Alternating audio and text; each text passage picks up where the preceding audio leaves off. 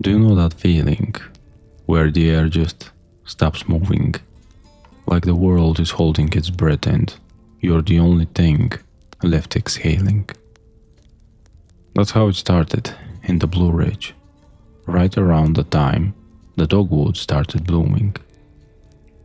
I'm Chris Miller, just a regular guy from the sprawl of LA, and I'd taken a seasonal contract doing land surveying near a tiny speck on the map called Marion, Virginia.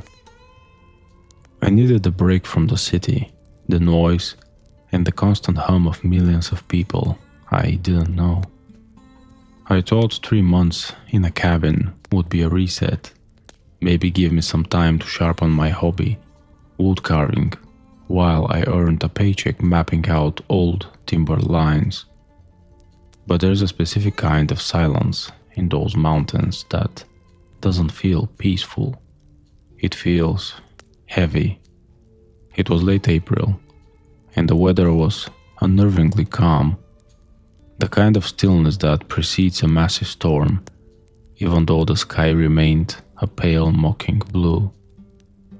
People talk about the Blue Ridge like it's a postcard, but once you get deep enough into the brush, the shadows turn a color I can't quite name.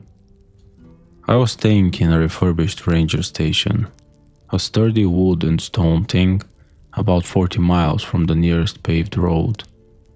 On my third night, I was sitting on the porch shaving down a piece of cedar when I realized the insects had gone completely silent. Now, I'm from the city, but I know that when the crickets stop, something is moving. I looked out toward the tree line, where the new spring leaves were just starting to fill in, creating this hazy green screen. Something was standing there. At first I thought it was a bear. Black bears are common enough, but the proportions were all wrong. It was too tall, too narrow in the middle, and it was standing perfectly still, watching me with eyes that didn't reflect the porch light. They seemed to drink it in. I felt this sudden cold prickle at the base of my spine, the primal prey instinct that we are supposed to have evolved out of by now. "Hey!" I shouted, my voice sounding thin and brittle against the mountain wall. The shape didn't bolt, it didn't growl, it just adjusted. It shifted its weight and I heard the unmistakable sound of a heavy heel hitting the dirt. Not a paw, but something with a structure that shouldn't exist in a canine. I stepped back inside and locked the door, feeling like an idiot for being spooked by a shadow. I'd seen those Dogman documentaries on late night TV back in LA, the ones where hunters talk about 7-foot tall wolves with human hands, and I'd always laughed them off as boredom-induced folklore. But as I laid in bed that night, I kept thinking about the height of that shadow. It was level with the lower branches of an oak tree, at least 7 feet off the ground. I told myself it was the incline of the hill playing tricks on my depth perception. Then around 3 a.m., the scratching started. It wasn't at the door, it was on the roof. Long, slow, rhythmic drags of something sharp across the shingles, moving from the back of the cabin toward the front. And when the sun finally crawled over the ridges, I found 3 deep gouges in the wood of the porch railing, right where I'd been sitting. They were spaced like fingers and the wood was splintered outward, as if the thing had been testing the strength of the timber while I was watching it. By the 4th day, the novelty of the wilderness had curdled into a thick, stagnant dread that I couldn't shake, even with the sun high in the sky. I spent my morning out by the creek bed, trying to focus on the coordinates for the new timber boundary, but my ears were tuned to every snap of a twig. You know that feeling when you're being followed and you turn around fast to catch a glimpse, but there's nothing there. I was doing that every 10 minutes.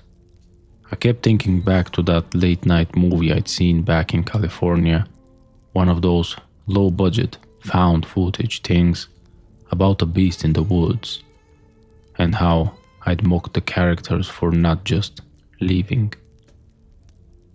But sitting there in the Blue Ridge, 40 miles from a paved road, with a dead truck battery, leaving wasn't exactly a simple choice. The battery had been drained flat overnight, and when I popped the hood, I found the insulation on the wires hadn't been chewed in. It looked like it had been peeled back by something with dexterity. I decided to hike toward the old fire tower, about 5 miles north, hoping the Park Service radio might still be operational. The trail was narrow, choked with the aggressive rebirth of spring flora, and the further I went, the more I noticed the signs. Every 100 yards or so, a young sapling had been snapped about 6 feet up and twisted, not broken by wind but braided into the branches of neighboring trees. It felt like a boundary marker, a warning in a language I didn't speak but understood perfectly. Around noon, the wind picked up, carrying a scent that hit me like a physical blow, a mixture of wet dog, rotted meat, and something metallic, like old pennies. I stopped dead in my tracks when I heard a sound that didn't belong in the woods, a perfect mimicry of a human whistle, low and melodic, coming from the thicket to my left. I gripped the handle of my surveying hatchet so hard my knuckles turned white. "Who's there?" I called out, but my voice was swallowed by the moss and the damp earth. That's when I saw it clearly for the first time, not as a shadow but as a living, breathing thing. It was crouched behind a fallen hemlock, and as I watched, it stood up and kept standing. It had to be 7.5 feet tall, covered in coat of fur, the color of charcoal and dried blood. The head was undeniably canine, with a long, powerful muzzle, but the ears were set higher on the skull, twitching with a frantic, intelligent energy. But it was the torso that made my stomach turn. It had the barrel chest of a predator and the arms that ended in hands, thick, black-nailed fingers that were currently gripping the trunk of a tree. It didn't snarl at me, it just looked at me with those amber, human-like eyes. And then it did something that still haunts my dreams. It tilted its head to the side, exactly like a curious German shepherd, and let out a huff of air that sounded almost like a laugh. It wasn't attacking, it was studying me, weighing my fear like a merchant at a market. I backed away slowly, never turning my tail, remembering the lore I'd read once about how turning your back on a pursued predator is a death sentence. The creature didn't follow me immediately. It just stood there, watching my retreat with a terrifying patience.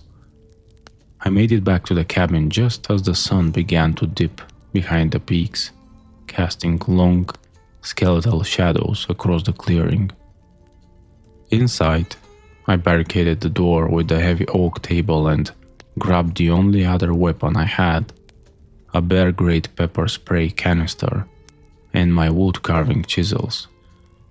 The silence returned deeper and more suffocating than before, and I realized then that the calm weather wasn't a gift, it was a stage being set.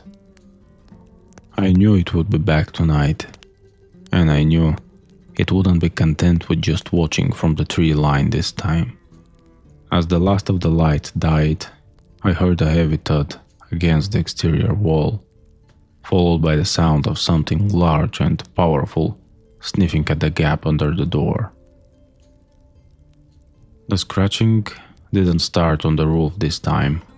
It started at the floorboards, a low, guttural vibration that I could feel through the soles of my boots.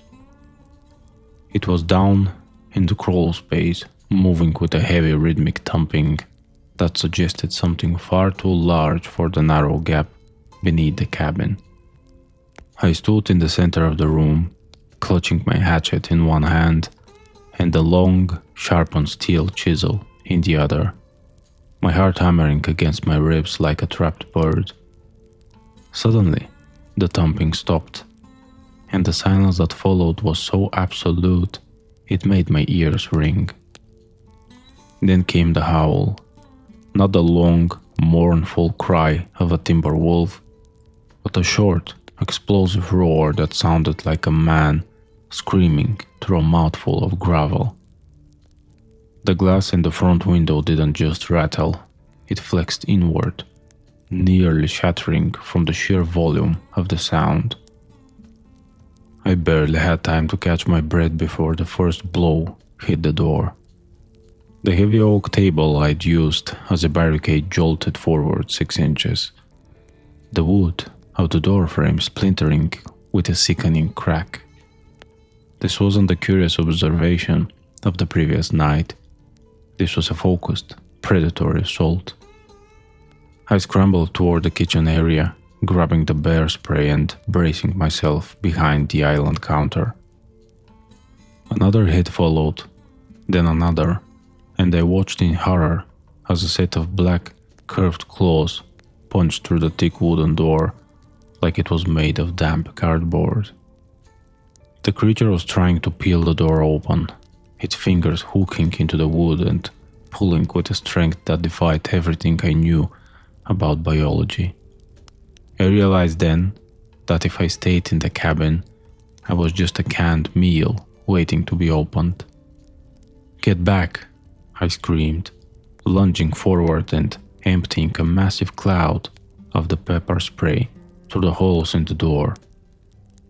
There was a moment of silence, followed by a series of wet, sneezing grunts and a sound like a heavy weight falling back into the dirt. It worked, but only for a second. The creature let out a sound of pure, unadulterated rage, a high-pitched yip that transitioned into a terrifying snarl. Instead of retreating, it circled the cabin with a speed that was impossible to track, its claws raking across the stone foundation and the wooden siding in a frantic blur. I heard the sound of shattering glass from the bedroom. The creature had leapt, bypassed the door, and smashed through the window frame and all. I didn't wait to see it climb through. I knew the back utility door was my only chance, even if it meant running out into the dark. I kicked the latch, shoulder charged the door open, and sprinted toward the only sanctuary I could think of, the old stone shed where the generator was kept. I could hear the heavy, 2-beat gallop of the thing behind me, the sound of a creature that could run on 4 legs but preferred 2. I felt a rush of cold air as its claws missed my jacket by an inch, the force of the swing whistling past my ear. I dived into the shed, slammed the heavy iron bolt shut, and collapsed against the cold stone, listening to the creature slam its body against the metal door. I was trapped, shivering in the smell of gasoline and oil, while the Dogman began to circle the shed, its claws clicking against the stones like a countdown. There is a specific kind of terror that settles in when you realize you are trapped in a stone box, surrounded by the smell of your own sweat and the fumes of a silent generator. I sat there for what felt like hours, my fingers cramped around the handle of my hatchet, watching the iron door shudder every time the creature tested it. The Dogman wasn't just throwing itself at the metal, it was probing, pushing at the hinges, its heavy breath sounding like a bellows moving air through a wet pipe. I knew that once the sun came up, I might have a window, but a predator like this didn't care about the light, it cared about the kill. I looked at the generator, then at the two 5-gallon cans of gasoline sitting in the corner, and the desperate, reckless plan began to take shape. If I couldn't outrun it, I had to change the environment. I soaked a heavy rag in gasoline and wrapped it around the head of my wood-carving mallet. Then I cracked the shed door just an inch.